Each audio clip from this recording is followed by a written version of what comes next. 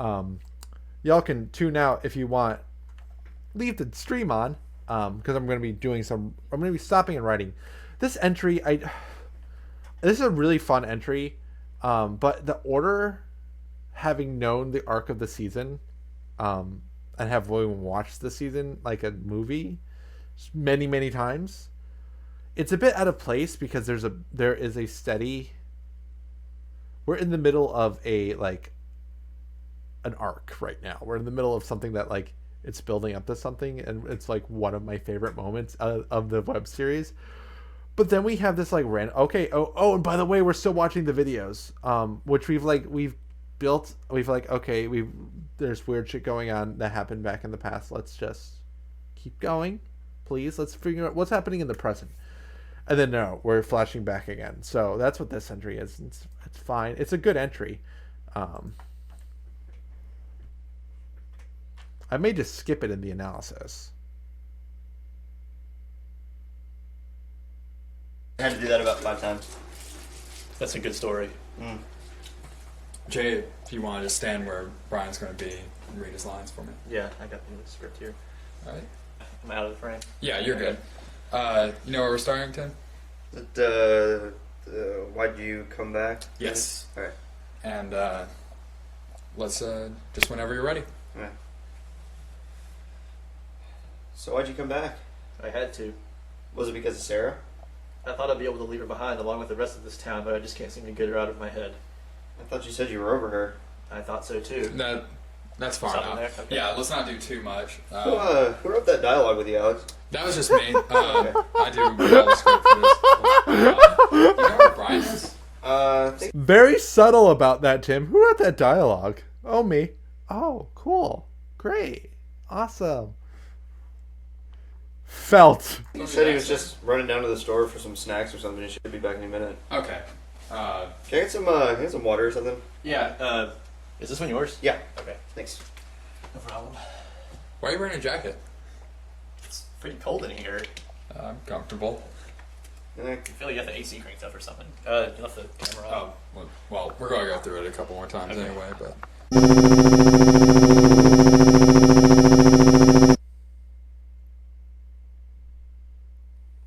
From that point until the end of the tape, the picture is frozen. There's something else that really disturbs it about me. That really disturbs me. I don't remember any of it ever happening. Yeah, well, this was 3 years ago, dude. I don't remember things that happened to me 3 years ago when I was working on projects.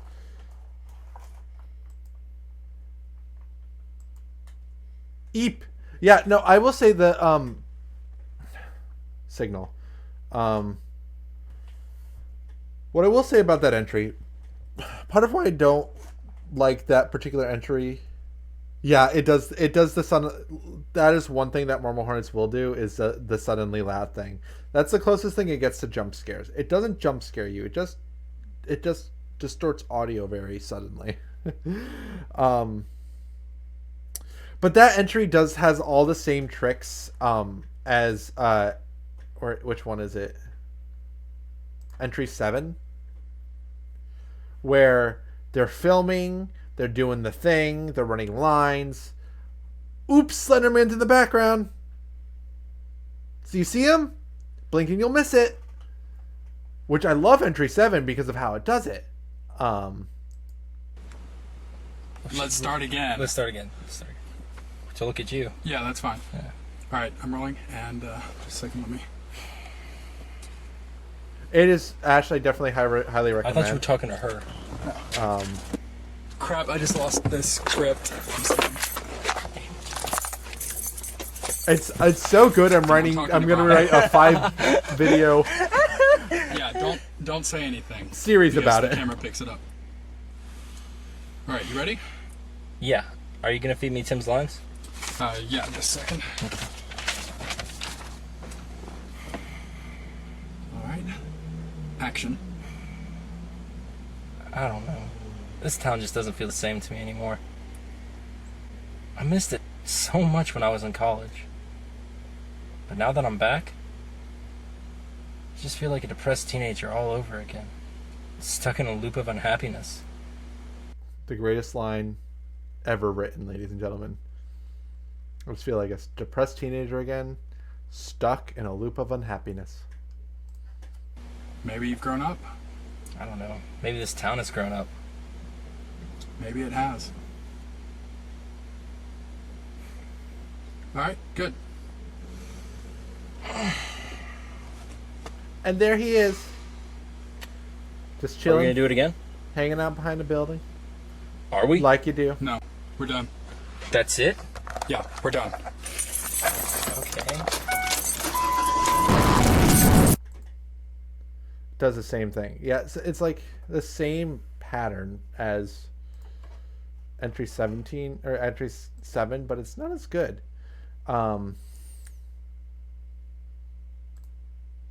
just gonna skip this in the analysis because there's no like.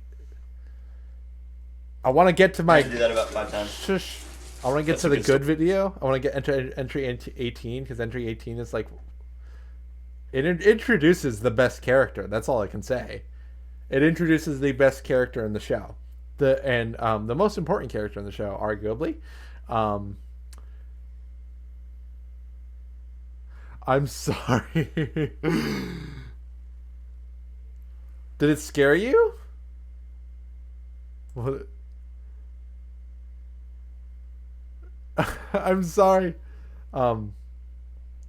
I'll tell you what's going to happen. Okay, so this is going to be weird, kooky, experimental film again. Just wait till we're alone together. Then I will tell you something new, something cold, something sleepy, something of seas and beasts and the long, bright curve of space. Banish them, refuse to speak, leave them, go upstairs to your room. I will be waiting for you. I will surround your bed, close the windows. None will ever again be able to enter. Come back. Oh, careful, close that. Oh yeah. So for context, Sandra, I don't want signal again. What are you doing? Just wait till we're alone. Oof, that one. I know, but I feel I don't want to give you nightmares. I care about my friends, okay? And protective. So for context, yeah, it's a flashback of like when the original, like the dude who was the filmmaker was like, he was being stalked by Slender Man, and that's basically what made him give up the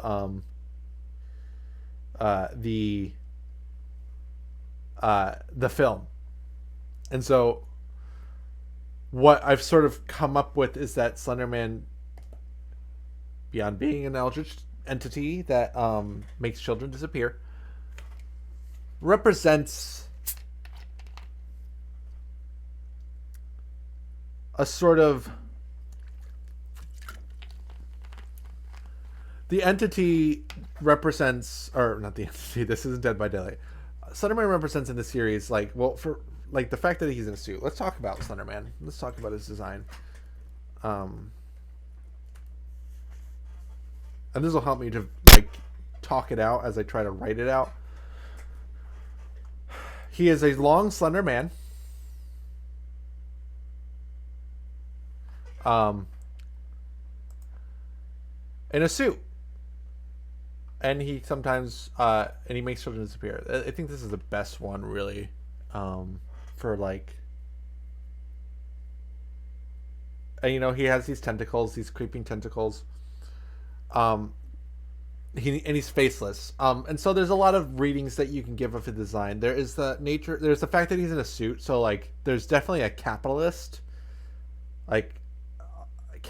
element hovering over him, especially because it's in the context of art and art making and filmmaking, of like this.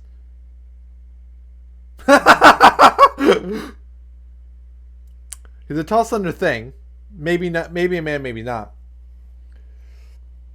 But his most distinguishing feature is that he's in a suit. Well, he's tall, he's in a suit, so he's overbearing, and he is wearing an outfit that represents success, that represents money, that represents I think it's like it represents the businessman, that represents it represents capitalism, really. Oh, I'm sure they did. I forgot, I haven't read Miss Peregrine. Got like halfway through and then I lost it. I gotta go back to that book because I did enjoy what I read of that book. But like, if you think about, you're making a student film and you keep seeing this you see this phantom of a man in a suit, and that can sort of represent like, oh, this has to be good, this has to be successful, this has to be lucrative, this has to be like, there's that fear of failing, there's that fear of the art not being good enough, and they make a point of mentioning it several times that the script is not good, the script is bad, and people are kind to him to say, oh, it's really good, I like it, but it's like, they purposely made it to be poorly written, but he's earnest in his telling of the story, he's earnest in making it happen. However, he is haunted by this fear. He is haunted by this fear that are presented by a tall man in a suit with no face. So emotionless. You use the face to express emotion. So like, and art is all about like that. That's what art is. It's like putting emotions and thoughts onto paper, onto screens, onto camera, into sound. If the Slender Man doesn't have a face, he can't express that. Pictures for reference. Let's see if my computer can handle the clicking this link after tonight has gone. Oh, it's gonna open 3 times. Cool. Oh, yes, the hollows for sure were inspired by him. Oh, for sure. Definitely.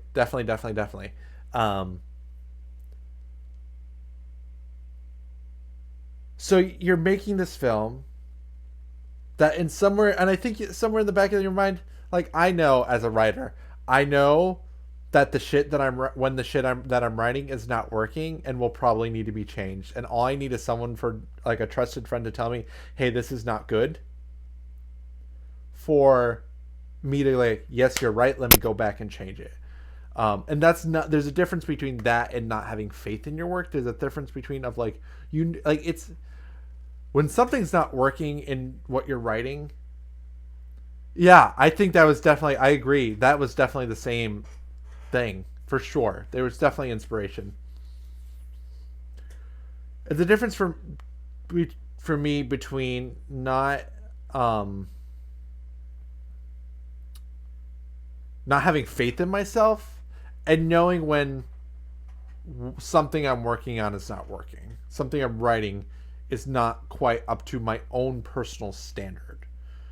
And I think there's elements, like you can hear, let's go to entry 17 again, it's a repeat, but you can hear a little bit.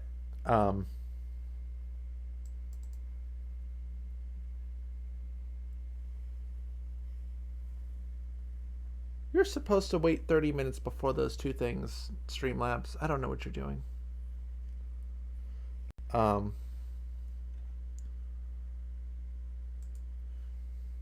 had to do that about 5 times. Tentacle bits. Oh, yeah. Oh, nope. That's Slenderman for sure, though. Oh, yeah. That's what that is. That's a good story. We're spending more time on... Jay, if you want to just stand where... I'm not going to spend this much time on it in the actual essay. Script here. All right. I'm out of the frame. Yeah, you're good. You know where we're starting, Tim? The Why'd you come back? Yes. All right. And let's. Tim is just best whenever you're actor ready. for the record. Right. So why'd you come back? I had to. Was it because of Sarah? I thought I'd be able to leave her behind along with the rest of this town, but I just can't seem to get her out of my head. I thought you said you were over her. I thought so too. That's far Something enough. there? Okay. Yeah, let's not do too much. Who wrote that dialogue with you, Alex? That was just me. Okay. I do all the script for this. Who wrote that dialogue? Oh, that was just me. When you're speaking from experience, when I'm proud of something, you can tell by the way Tim says it, and that's part of why I burst out laughing the first time. Based on the way Tim said it, it's like, who wrote that? Who wrote that dialogue? Like this is some kind of dialogue, right? You have going on here. So you have that, first of all, like it's in the subtext, like he doesn't have to say it, but it's being said. And then Alex, I have a very bad memory of like tweeting about how bad the actors were in Marble Hornets because I was a freshman theater major and I was a douchebag. And then the main creator, Troy, who plays Jay, tweeted back at me. He's like, well, Tim's the only one with acting experience. I'm like, oh, that was a douchey move. Anyways, I take it back because you know what? That's a really well delivered line by Joseph, also known as who plays Alex. I do all the script for this. Okay. I do all the script for this. I didn't want to. I love that Too moment. much. Who wrote that dialogue with you, Alex? That was just me. Okay. I do all the script for this. His face. But if someone were to ask me, and I were proud of it, if someone were to ask me who wrote that dialogue, I'd be like, oh yeah, that was me. I own it. I would own it. Like, if they didn't think it was bad, fuck it. And you know, that does take a certain level of like thick skin and self-esteem about your writing. But you don't go, oh, that was me. I kind of wrote everything. Like, Alex was not happy with his work. For sure. And he was haunted by a figure that was reminding him of how unhappy he was with his work. A figure that's overwhelmingly represented by something that is very anti-creative.